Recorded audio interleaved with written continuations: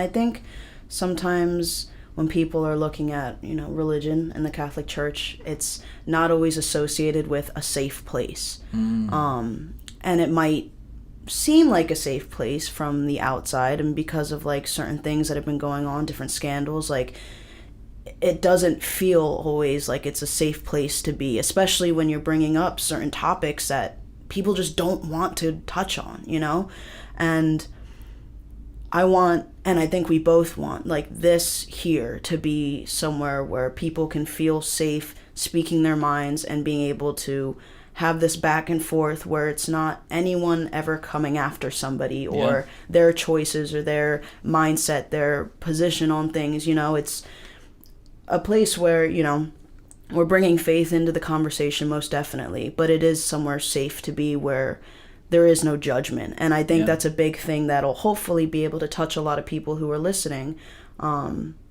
whether they're part of the church or not, whether they want to have anything to do with it or not. It's a good place for them to be because they're heard and they're listened and they're understood. And I think that's kind of where we both see it moving forward. Do you agree? Yeah, and for me, I think we won't be afraid to go into edgy subjects, right? Yeah. Like you and I both decided to draw deeper in our faith during some of the worst scandals in history of the church, right?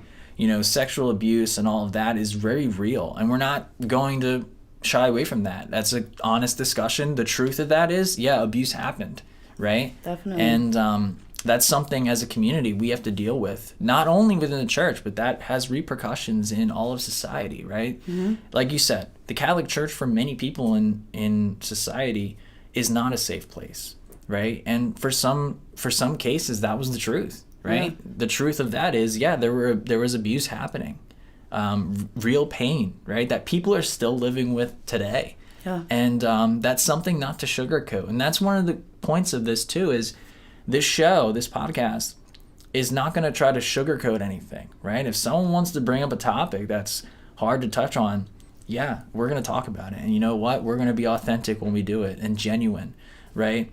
And charitable, right? I think that's another point to drive home is it's important for us to be charitable in this discussion, right? And not be judgmental in experiences that people share on this show.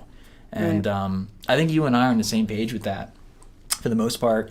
And I think there's a real value to that when we say, this happened. This is the truth, right? Or in other areas of society, right? The abuse happens at every level.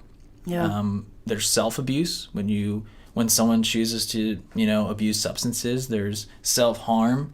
There's abuse of others. A lot of that happens, and the Catholic Church is not exempt from that, right? Yeah. And we see that now. And that's an important topic to talk about. Most definitely, yeah. Just really to kind of show that